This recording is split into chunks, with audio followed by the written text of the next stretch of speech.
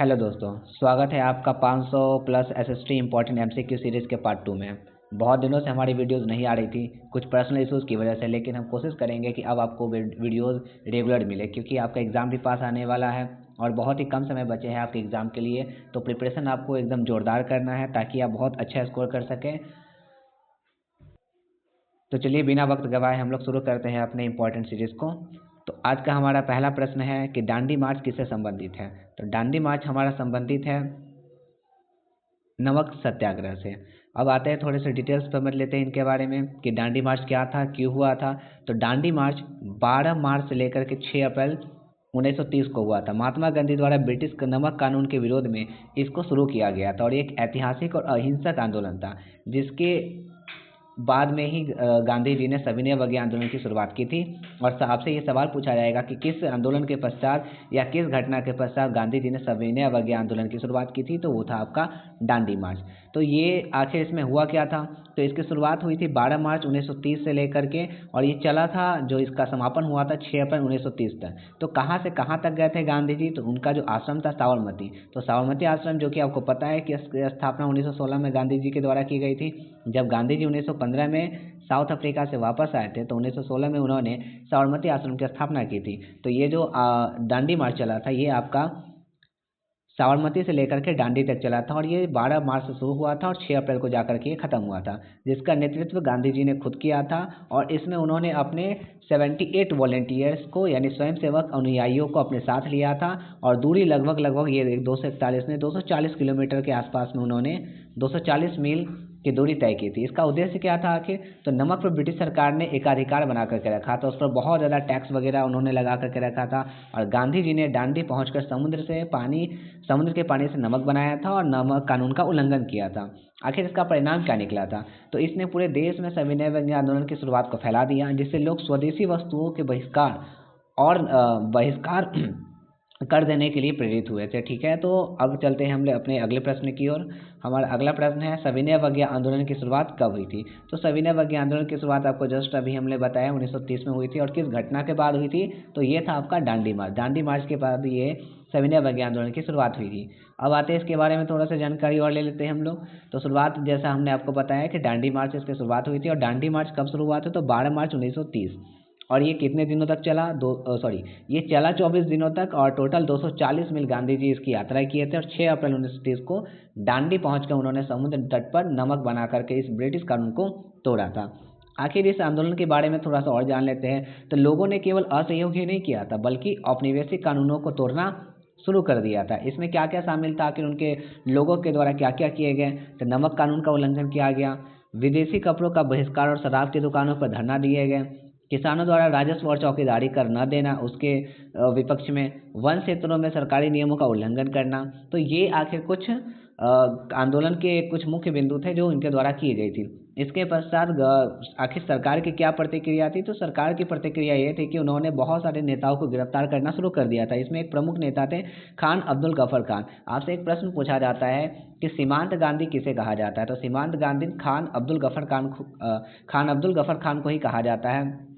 और जब ये आंदोलन वगैरह हुआ और बहुत सारे लोगों को गिरफ्तार किया गया था, तो इसके पश्चात ही लॉर्ड इरविन ने गांधी जी को एक समझौते के लिए बुलाया था, जो 1931 में फिर होता है आपका गांधी इरविन पैक्ट होता है, जिसके बाद Gandhi ji second round table conference में लंदन की ओर गए थे। तो इसी के बाद गांधी जी ये दूसरे राउंड टेबल कॉन्फ्रेंस में गए थे। और अब याद रखिएगा कि जो सविनय अवज्ञा आंदोलन है और एक आपका असहयोग आंदोलन है, ये दो आंदोलन ऐसे हैं जो आपके एग्जाम में बार बार रिपीटेडली पूछे जाते हैं, तो इसको आप एक बार अच्छे से देख करके जाइएगा। अब चलते हैं हम अपने अगले प्रश्न की ओर, और हमारा अगला प्रश्न है,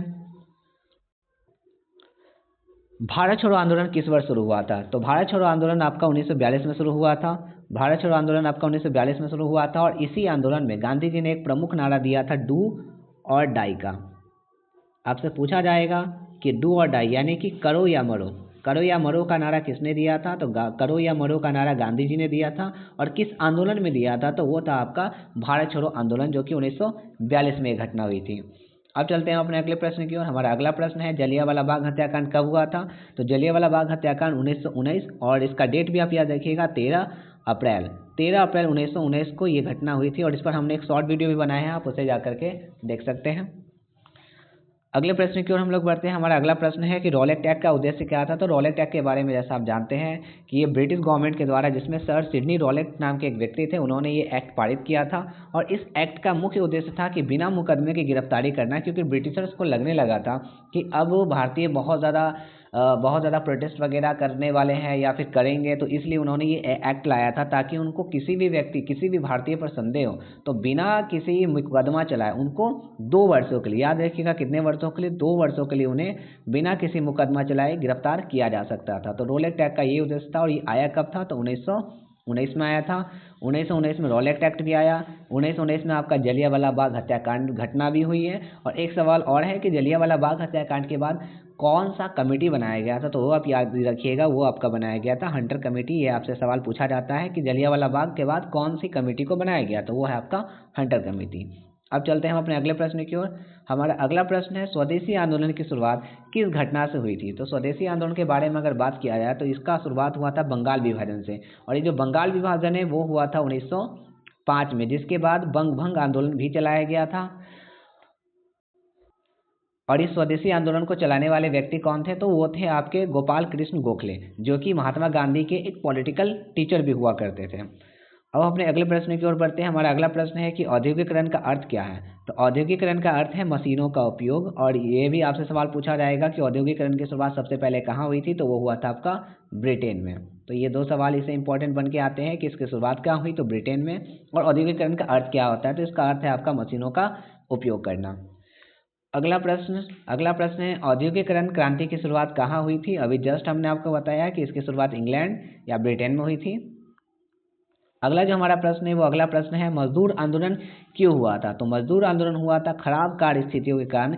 एक लॉजिकल बात है कि जब भी आपको किसान के बारे में पूछा जाए या मजदूरों के बारे में पूछा जाए, तो सिंपल सी बात है कि किसान हमेशा किस चीज़ को लेकर के प्रॉब्लम फेस करेंगे, तो उनको ज़्यादा से ज़्यादा टैक्स देना पड़ रहा होगा, उनके फसल वगैरह ख़राब हो रहे होंगे। तो ये कुछ लॉजिकल चीज़ें हैं कि अगर इनके आंसर्स आपको नहीं भी आते और ये कुछ टर्म्स आपको दिखते हैं जैसे मजदूर, किसान, तो आप अपना लॉजिक लगा करके उसके आंसर्स को लिख सकते हैं। जैसे मजदूर है तो मजदूरों को प्रॉब्लम्स क्या फेस करना होगा, तो मजदूरों का एक बेसिक प्रॉब्लम होगा कि उनको बहुत ज़्यादा घंटे तक काम करवाया जाता होगा, उनको मजदूरी वगैरह कम दिया जाता होगा, या उनको बहुत ही ख़राब स्थितियों में कार्य करवाया जाता होगा। तो ये कुछ बेसिक चीज़ें हैं जो आपको आंसर्स लिखने में बहुत ज़्यादा मदद करेंगे।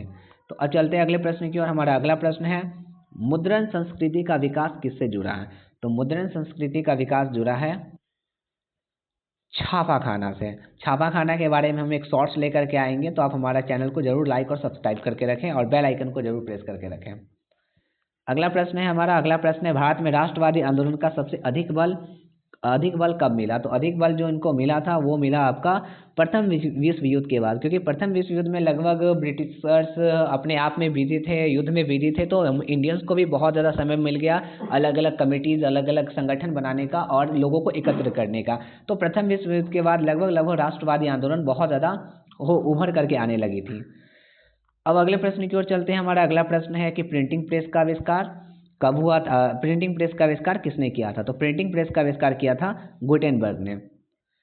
और ये कहाँ के थे, तो ये थे जर्मनी के। अगला प्रश्न है हमारा करो या मरो का नारा किस आंदोलन में दिया गया। तो अभी जस्ट हमने आपको बताया है कि करो या मरो का जो नारा है वो नारा दिया गया था आपका भारत छोड़ो आंदोलन में। और ये भारत छोड़ो आंदोलन जो हुआ था वो हुआ 1942 में। और इस आंदोलन को लीड किसने किया था, तो महात्मा गांधी ने लीड किया था। और उसी में इन्होंने अपना एक प्रमुख नारा दिया, करो या मरो।